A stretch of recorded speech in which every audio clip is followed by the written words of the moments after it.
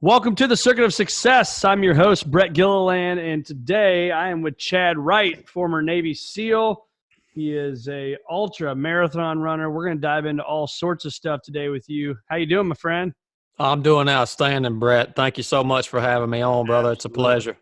So it's good to be with you. You got a lot of good stuff, amazing stories, and what do you go out and run like 100-mile races or something like that? I mean, come on, who does that? Well, yeah, I've done multiple 100-milers, but it's really a growing sport. I love to see people out there. I love to see the sport growing, and people are really, I think, coming to a realization that they're capable of doing a lot more than what society's been telling us for the last 100 years. You know what I mean? Absolutely. I mean, you think about a marathon, people think that's the end of the deal, and you're just getting started. You're not even 25% done with some of your races. That's it, brother. And I've got the mind block right now that there's no way I could go out and run a marathon. So you're going to help me with that. Roger that, my man. All right. So, hey, why don't you tell us a little bit of the backstory, right? You don't just wake up and be a Navy SEAL. You don't just wake up and run 100-mile plus races. There is a story to Chad Wright, and I'd love to hear that. Yeah, that'd be awesome, Brett. Thank you for allowing me to share. And my story is a little bit different. One, I guess, starting out where I came from, I was born and raised in North Georgia, just a small town. I was never into sports or fitness. As a matter of fact, I had never even swam in a swimming pool until I went and took my physical standards test to become a SEAL. So I at around 18 years old, I had just graduated high school.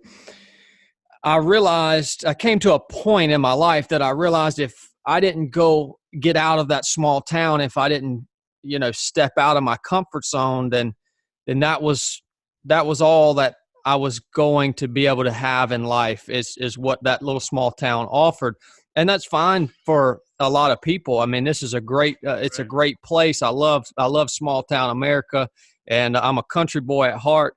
But for me, I wanted to kind of get out and explore what I was capable of. So I had this dream to become a Navy SEAL. I just saw an ad or a little thing online. Back then, it wasn't near as popular as it is today. And said the hardest military training in the free world. And for some reason, that just clicked with me, man. And that became my dream. So you have to take a physical standards test to become a SEAL. It's a swim, run, push up, pull up, sit up, and it's all timed, and you have minimum standards. So yeah, I show up to take this physical standards test for the first time, and I fail miserably because, like I said, I was not an athlete. So over the course of I took it once a week for probably about 3 months before I could finally pass the thing. Wow. And so each time I would take it, I would see where I needed to improve, whether it be the swimming, the running, or whatever it may be. And then I'd go back and I'd obviously work on that portion of what I needed to improve. And finally, I put the whole picture together, was able to pass that thing, and of course got a SEAL contract and went to Navy boot camp. And I guess that's where stuff kind of got a little sideways. And you want to dig into that? Yeah, let's hear it, man. Yeah, let's let it rip. Let's dive right into it. I'd like to hear when things go sideways. Yeah, man. So I went to Navy boot camp with a SEAL contract, and basically thinking that I'm on my way to accomplish my dreams. And I get all the way through Navy boot camp, and it was the last day. We had our big final training exercise, and we're getting ready to go off to graduation. And my drill instructor pulls me out of the formation, and we were actually going to a ceremony where when you graduate Navy boot camp, you wear a ball cap. All Navy boot camp, it says recruit on it. And when you finally graduate, you get a ball cap that says Navy on it. And so we were going to get those ball caps, and we were fired up. And he pulls me out and says, "Chad, you need to go to medical. They found something on your physical that they need to talk to you about." And I was like, "Oh, this is weird." So they pull me out, and while the rest of my class is going off to graduate and proceed with their dreams and aspirations, I'm walking over to medical. And I walk into the dive medical officer's office, and he's sitting there and he says, "Chad, you have a pericardial cyst on your heart." And of course I'm like, what is that? I don't know what that is, right? Yeah, I don't have a clue what it is. So what it ended up being, it was a 7-centimeter cyst on my heart, and it was totally asymptomatic. And that's the reason I never knew it was there. I would have never even known it was there if it wouldn't have been for that dive physical. They found it on a chest x-ray. And he said, yeah, this is asymptomatic condition. It's never going to bother you. But we're worried that when you go down to depth diving as a SEAL, the pressure change is going to burst this cyst on your heart. They didn't know that would happen for a fact, but it was not something. Right? Yeah, there was not something they were willing to gamble on. So he just tells me straight up right then and there, you can't be a SEAL. And there was no choice in the matter. There was no ifs, ands, or buts about it. And he gave me a definitive answer. And of course, my only rebuttal was, well, why can't you guys go in and remove this thing? And basically he said, it's not worth the risk that it would take to remove this cyst, because a pericardial cyst is a very rare condition. As a matter of fact, I'm the only SEAL candidate to ever be diagnosed with a pericardial cyst in the history of naval special warfare. He said, well, it's not worth the risk to remove this thing just so you can move forward and be a SEAL. He's like, we can send you out to the regular Navy and you'll be just fine. Right. Like, yeah, I'm not doing that. I'm not having that. Yeah, but exactly, Brett. That's not where I had set my goal. So it was a process. I ended up getting out of the Navy shortly after that diagnosis with an administrative discharge. So I cut all ties with the Navy, showed back up to my hometown. And of course, all my old friends and high school buddies, all of them thought I had quit. Yep. So they're coming up to me. Cyst on the heart deal, right? Yeah. I mean, who's going to believe that? Yeah. Right. Yeah. Exactly. Hey, it was my life, and I didn't even believe it was happening right. at the time. So, but I never. The crazy thing is, man, is I never let go of that dream that I had, or that goal that I had set for myself to become a SEAL. So I was bound and determined that I was going to find a way over, under, around, some way through this obstacle so I can proceed with my dream. And that's what I did. I started going to see heart surgeons here in Atlanta as a civilian. I mean, a kid. I was a kid back then, to be honest with you, man. So I'm coming to these heart surgeons, and they're telling me the exact same thing that the dive medical officer told me. There's no, we're not doing this surgery. And finally, I found a surgeon here in Atlanta that would do the surgery for me. He was a former Army combat surgeon. He had served time downrange, and he really appreciated what I wanted to go do. And we just had a connection on that level, and he was willing to do it. So, I signed the papers and went to the operating table. I remember having one moment of doubt on the drive to the hospital the morning of the surgery. I looked over at my dad, and it was sinking in. It was getting real.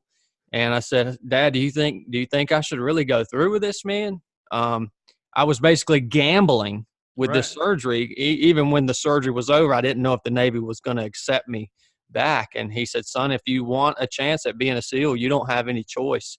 And I just said, Roger that. And the surgery was successful. And rock and roll from there, man. Went all the way through training, was never rolled, pretty much a flawless ride through training, because I had so much invested in my dreams before I was even allowed to toe the line. So what do you think it was about that? I mean, obviously there was more ways to get out of the, your situation in the small town that you were in, other than just being a Navy SEAL. So what was it that internally drove you so much to go after that, do you think? That specific thing, and that's a question that I've tried to answer for myself quite often. And it wasn't it wasn't a patriotic thing for me back then. I mean, it became that, through my time in service, but it was not, it was something that I had always dreamed of doing. Um, it was just something about that thing that I saw online, that the hardest possible thing that we have to offer, here it is, and we'll give you a shot at it.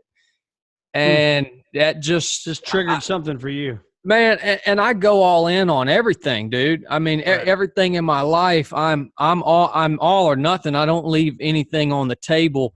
And I don't know that that's advisable or not, because a lot of the things in my life, when I set a goal for myself, it's usually a lofty goal, and I go all in, and a lot of other things in my life tend to suffer when I'm chasing down that one goal. Right. So, I think that's what drew me to that specific thing, was it was just advertised as the hardest thing that there is. There's enough said. So the teacher was there, right? The article, whatever it was that you're reading, and the student being you was there, and you just went all in with it. That's it, brother. Yep. That's crazy. Amazing. When you just acted like, buds was just easy, right? And clearly it's not. And some of my friends I know, they're Navy SEALs. They would say it's the hardest training in the world. Would you agree with that? Yeah, I'm gonna tell you right now, Brett.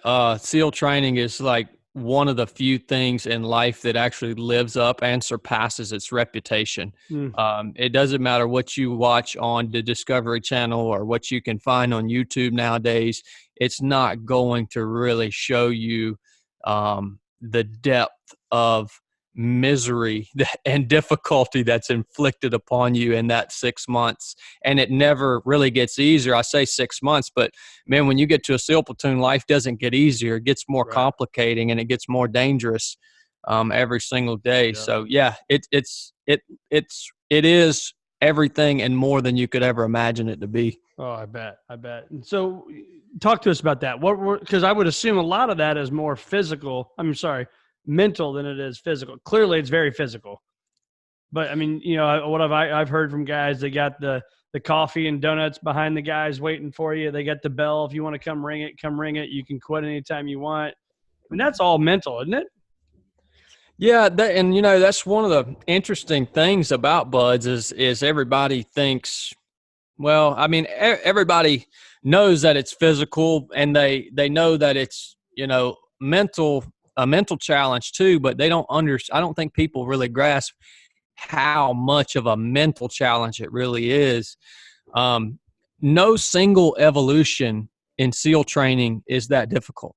The evolutions that you have to pass are, 4-mile time runs, 2-mile ocean swims, obstacle courses, the same stuff that civilians are out here doing every day on a high level, whether it's triathlon or, these obstacle course races. It's the same type of concept, same type of evolutions. So the hardest part about buds, SEAL training in general, is the grind. It's the entire picture. It is so essential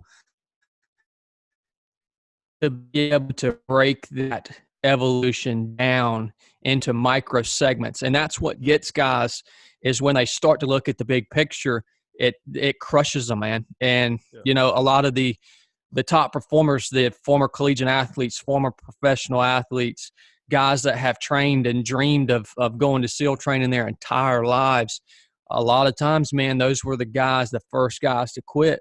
Yep. Because they just couldn't break it down. And another reason is because they are so used to performing on such a high level. When you get in that grind, it really grinds you down, and you're going to have bad days, and you're going to have days that you can't perform on that super high level because your body is just beat, man. And, those top performers, when they have those bad days, it crushes them, dude. It crushes them mentally. So, I was like an old Toyota truck, man. I wasn't the fastest. I wasn't the strongest. I'm still not. But you can go a long ways with somebody that's just steady and that won't quit. Yep. You can go a long ways with that person, brother. Yeah, you're exactly right there with the won't quit. Because no matter what they did to you, right, physically, mentally, it wasn't going to stop you. But I think it's also tying that back to the business side, right? A lot of business leaders listen to this, is the clarity of your goal, right? It was, I'm going to be a Navy SEAL, period. Right? Not like, oh, I'd like to be, or I'd like to do this. And oh, by the way, if that doesn't work out, then I'll do A, B, and C. There's no plan B, right? Burn the ships, burn the bridges, whatever you want to call it. It's all you had, right? That's all I had, man. And you have to have that clarity. You have to take all the other options off the table. And, in something like SEAL training, or in something, the business aspect translates so many ways, from SEAL training to that, business world, not only in that aspect of having clarity, but in the aspect of breaking things down, man, and being able to focus on the task and conquer what's in front of you. Being able, when I was in training, SEAL training, man, my goal every day was to just make it to breakfast. Just make it to breakfast, dude. And then I'd break the day down from that point. And I think business is the same way. You need to be able to focus on what's in front of you, crushing that, and then moving on to the next portion or the next obstacle that might be there. Yeah, I just had Nelson Dellis. He's a 4-time memory champion. He climbed Mount Everest 3 times, and I know Nelson. Oh, do you? Yeah. So Nelson, we were an hour ago, and he talked about getting to the top of Mount Everest was get to that rock and then to that rock. And then, you don't just wake up and say, I'm going to climb the top of that mountain today. It's overwhelming. And to your point, exactly, just make it to breakfast, right? Just make it to lunch. It's so essential, man. It's so essential. Battle through it. So you probably can't talk about many of your missions, but, obviously thank you for your service for our country and all the things you did to give us our freedoms and keep us safe and sound in this great country that we live in. So we won't dive into any of that stuff unless you want to share something that you can or can't talk about. I guess can talk about, but talk to us about the day when they came to you and said, hey, man, we're sorry, but you can't be a Navy SEAL anymore. Yeah, that was a tough day. Obviously, like I told you, I was a child. I consider I was a young man back then, Sure. And it was like you said, man, I was all in. I didn't really have any other plans. I didn't enjoy school. College wasn't my thing. So this was it for me, dude. And when it was taken away from me, in a sense, it was crushing, but then there was also another part of me that I almost got angry about it. And so it didn't crush me in a way that I wanted to sit around and mope around and just be poopy pants about it. Yeah. It made me angry that this was taken from me, and I was able, at that young age, to really channel that emotion, anger being an emotion, and use it to or direct it toward accomplishing my goal, and again finding some way over or around this insurmountable obstacle that had been set in front of me. I'm writing down a note here, so I apologize, but and I'll just ask it now. I was going to ask it later, but how much work are you doing on you? So you talked about emotions there. You talked about anger, right? I think as a guy, right, as a man, sometimes it's hard. And my wife and I will talk to her about this stuff. It's harder for a guy to share emotions, right? But you're talking about it, and here you are, Navy SEAL, running 100+ mile races. The warm fuzzies, right? You're talking about that stuff. How much time are you working on Chad? So to answer that question specifically, I spend 4 hours a day training. I wake up and so I break myself down into what I am. You say, how much time am I spending focusing on me? I view myself as a combination of 3 different things. I view myself as having a spirit, a body, and a soul. So I spend time on each one of those aspects of me, of myself, each and every day.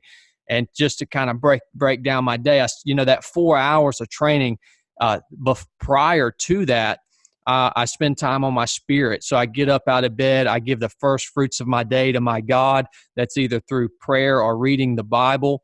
And then I go out into nature and I spend 4 hours training. While I'm training, I'm working and real on my. quick, sorry. So you're Go ahead. training this 4-hour training. That's your spirit. That's not your body. So the training portion, I view that as my soul and my body. Okay. So I take care of my spirit first thing in the morning. That's my connection with the thing that's greater than me. For me, that's the God of the Bible. Yep. So Absolutely. I nourish that connection first thing in the morning. That's the first fruits of my day. Go out into my training block. That's 4 hours. That's my body and soul. Essentially, your soul is your mind, will, and emotions. So that the emotions that you feel, how you feel about certain things, your perspective, what do you want to do? What do you not want to do? And I'm training my soul in that training block out on the trail or in the weight room or whatever it may be for the day, because I'm forcing myself, when it starts to get hard, when that adversity starts to pile on during that training evolution, I'm bringing my soul into subjection and I'm saying, nope, we're going to go a little further. We're going to go an extra mile. We're going to do an extra rep. That it's, and the body and soul they work side by side. They work together. So that's where I take care of those last two aspects of myself. Yeah. And that's part of your 3 of 7, right? Which we're going to talk about in a little bit. And I look forward to spending more time on that. But so when you think about those things, I heard you say one time, don't die in the chair. I mean, how do you, so before we go to talk about die in the chair, how much of that do you believe you were born with? And how much of this do you believe that you've created by training yourself? It'd be tough to put a percentage on that, Brett. I'd say, I'd say maybe, this is just off the top of my head, man, 20% was what I was born with.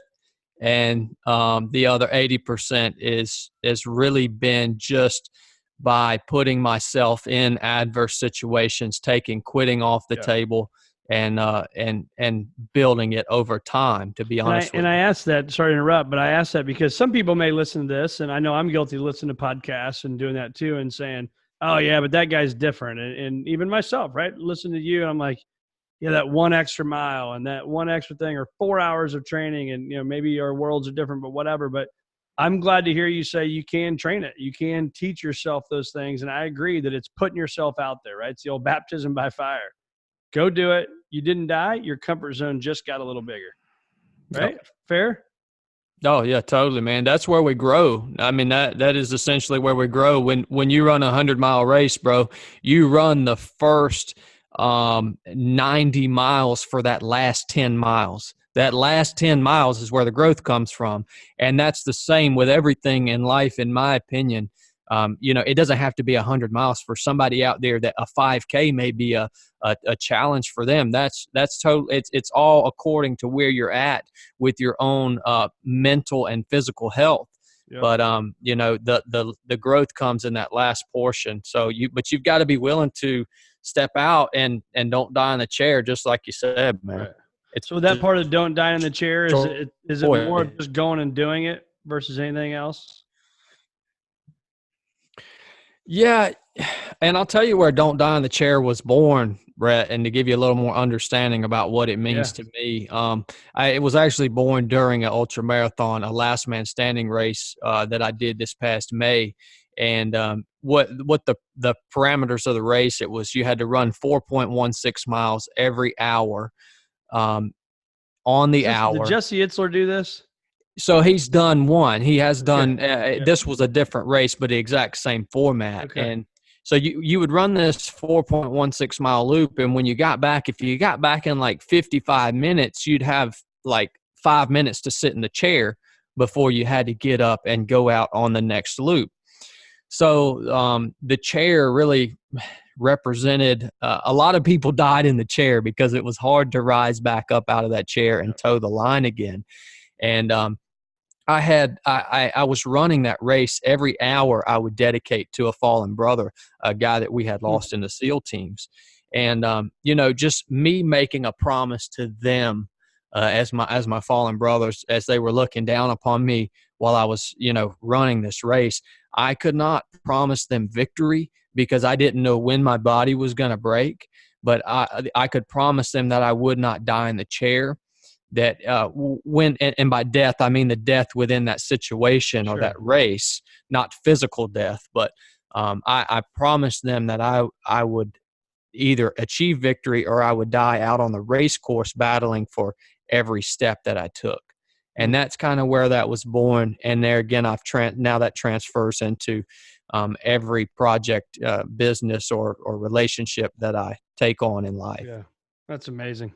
Yeah, I watched some of his story when he was doing his race and what you guys do there. Just, I mean, from nutrition and water and I mean everything, right? To battle through that is unbelievable. So I don't know, lots of questions. That's a whole nother podcast. But so when you talk about that dying in the chair part and obviously not physically, again, how do you dig deep enough to just be like, you know what, man, I'm in the top 10, I'm in the top 5, whatever it may be. How do you not give up? How do you not give up? That's a good question, Brett. And I can only answer you kind of what happens to me. My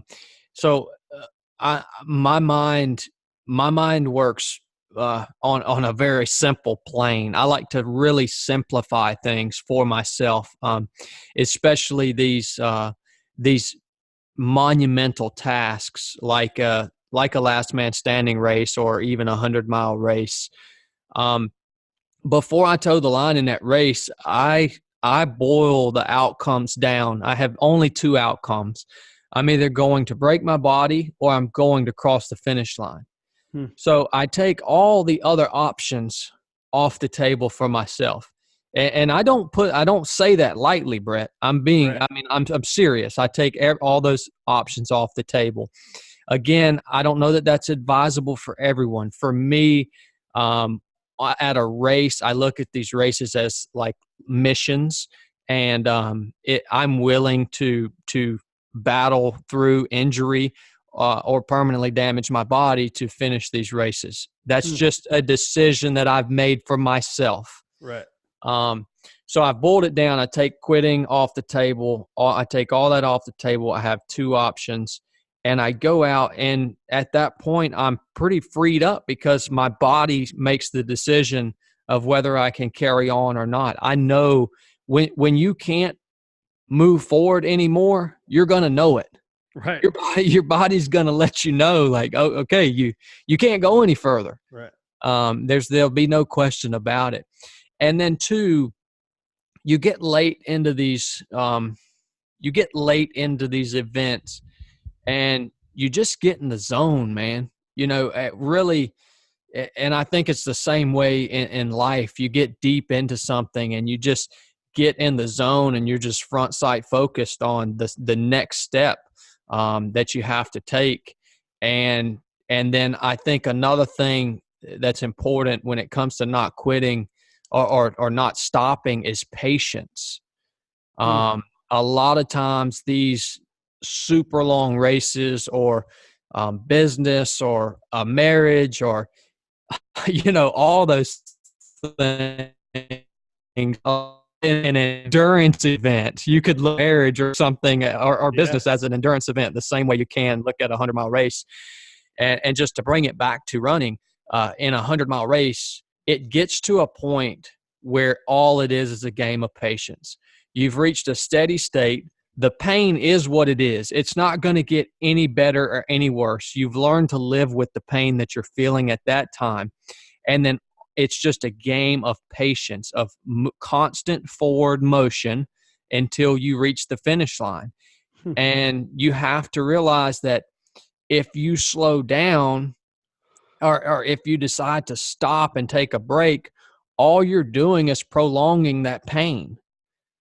So it's just being patient enough to maintain that constant forward motion until you cross the finish line or reach your objective.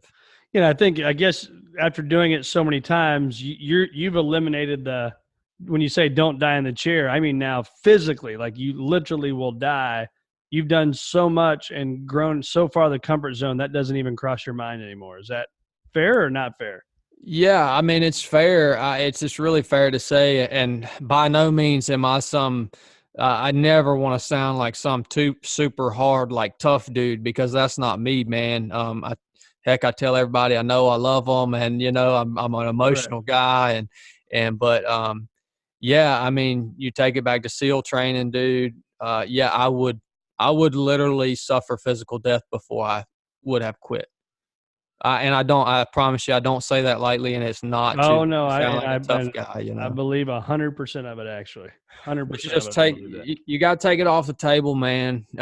You know, I watched something you said, and you said be hard when it gets hard, right? I loved that because you can't just be in the battle all the time, right? You got to learn to take some time for yourself or time with your family and just chill the hell out every now and then. Is that fair? that's it, brother. You really do. And I just did a little 13-minute podcast on our show yesterday about that whole mantra, be hard when it gets hard. And, for me, that mantra, be hard when it gets hard, it's all about setting sustainable standards for yourself. I don't feel like it's healthy to think that you have to be the best, that you have to be the hardest, that you have to know everything all the time, Yep. because you're going to fall short of that mark. And it's for a lot of people, it becomes detrimental when they fall short of that standard over and over and over again, and it just destroys them, and they lose all the confidence that they, Yeah. could have had. So, yeah, I think it's important to be able to have a place inside of you that you can go to when life gets hard, when business gets hard, when racing gets hard, and you get the job done. And once the job's done, you got to be able to take a wrap off, go home, love your family, love your children, love the people around you, because in reality, that's what life's all about, brother. Amen to that. How do you slow down and enjoy the journey? So sticking on that for a little bit. I mean, again, family, life, just all that stuff. How do we stay in the moment, enjoy the journey, and not get one caught up in the craziness of life, but then also thinking so much about the vision of the future? Yeah, I'm very intentional about spending time with my wife. I don't have children. My wife is my best friend on earth. Me and her work hand in hand together.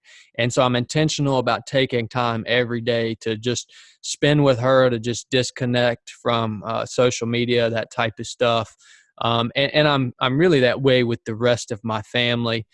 Um, I try to limit my time on social media and things like that, just to stay more present and to Yeah. stay more connected with the people that are here present with me.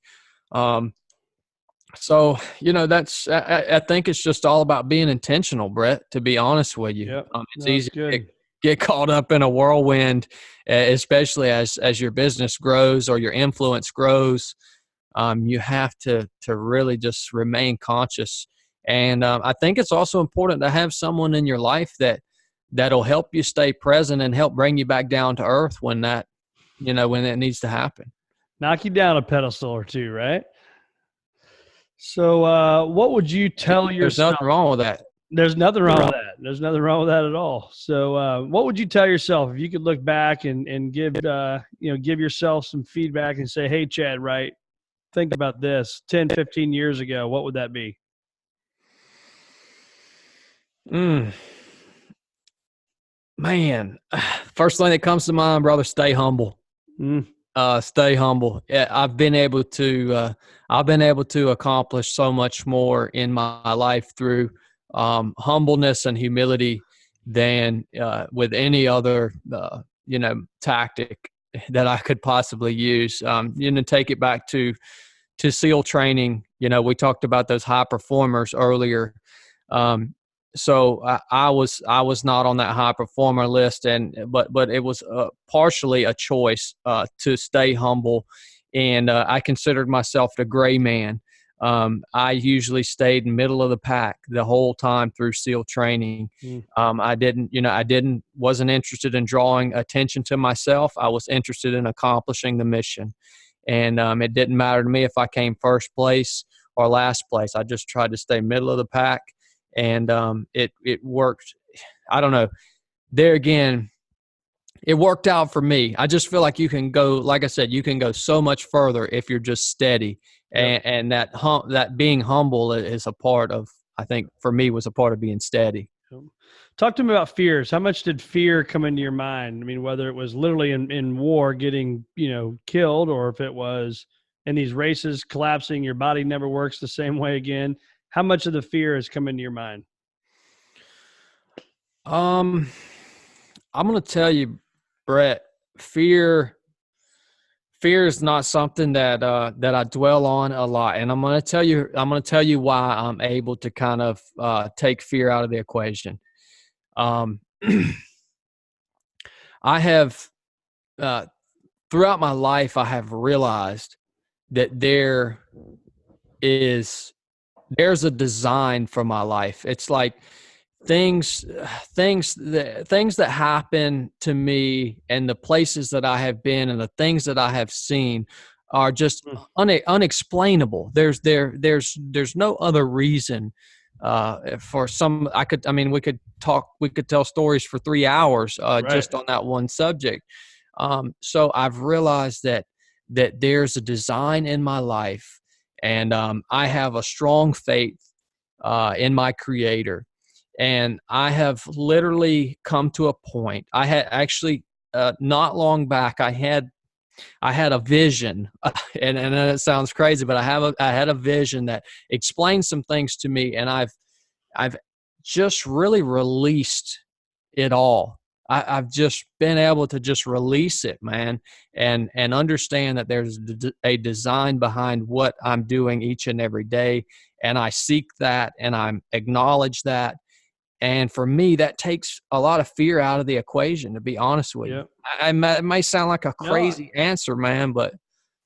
Well, I think that's got to be a peaceful feeling, right? Because if you've got your faith and and the things you've seen, I mean, you've seen some of the worst things in the world, right? Like you said, unimaginable. A guy like me would be in the fetal position crying if I saw some of that stuff. And I think you got a whole different perspective than I think most of the world. And I appreciate you sharing that stuff.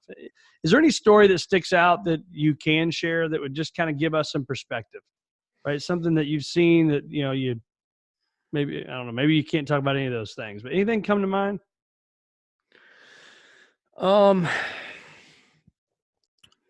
If you want to say next question, just tell me next question.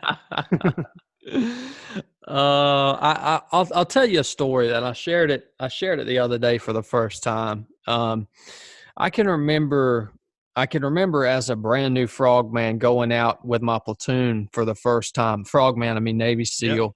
Yep. Going out with my platoon for the first time, and we were conducting this mission, and I was out on the outer perimeter of the actual target area. So I was what's called I was on a blocking position. It's called a BP.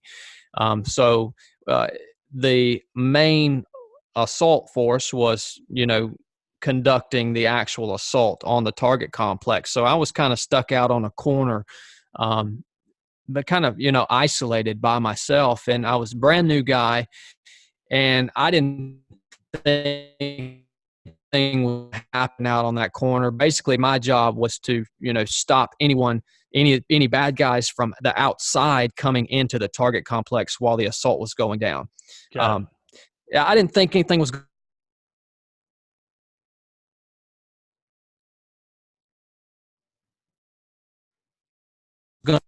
And so it turned out I ended up taking I took a secondary contact on my position. And I remember hesitating and wanting someone to tell me what to do. I wanted somebody to tell me, okay, Chad, you can shoot back at this guy. You can, you're cleared hot, basically. Right. And but that didn't happen. And all this happened in like a split second.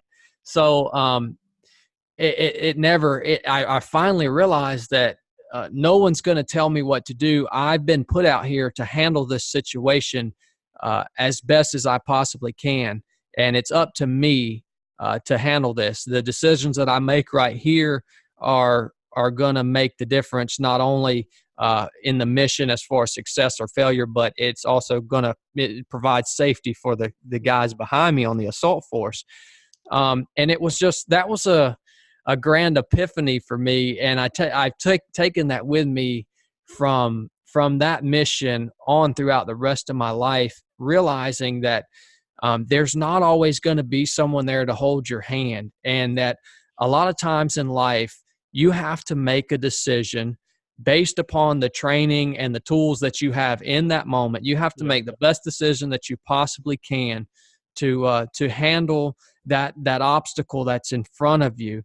And, and a lot of times the outcome of your life and the outcome of whatever your situation or your business or your team is going to be based off of you having the courage to make that decision and handle that situation as best you can.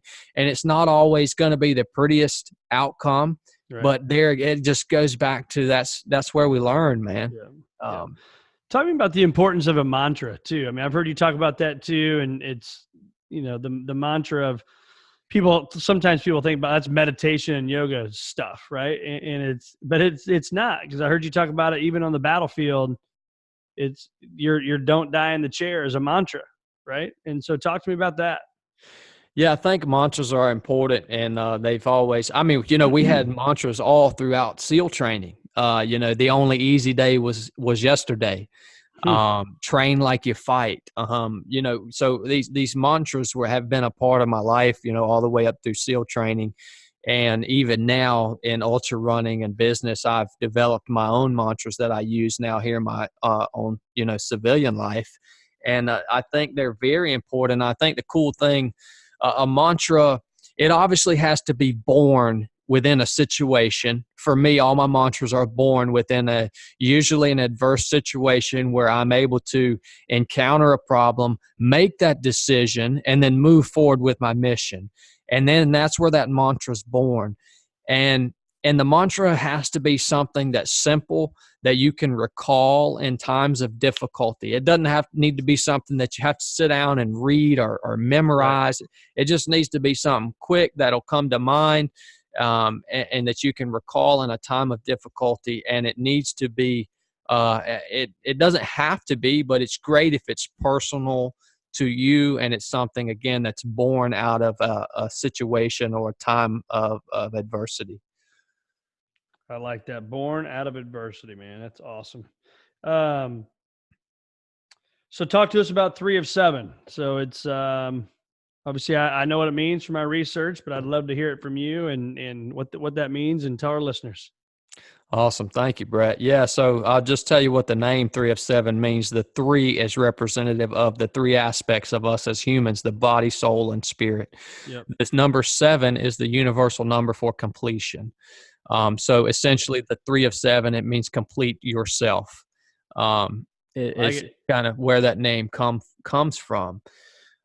So we have a podcast. We have some products out on our website, 3of7project.com, with most of our, my mantras that I use. We have them on t-shirts. We have some really cool hats and different products for people that follow.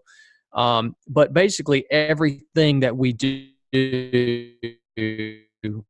as a platform, and everything that we bounce off of this 3 of 7 platform is to help others complete themselves from a body, soul, and spirit standpoint.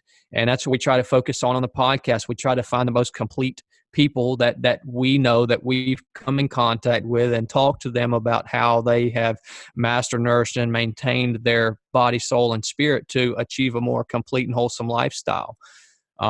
These mantras that are on our products, these are all about completing yourself from a soul standpoint, yep. Your mind, will, and emotions, having that mantra to recall in a time of adversity. And we called it a project, Brett, because it's ever changing, and we don't have a specific place that it needs to go.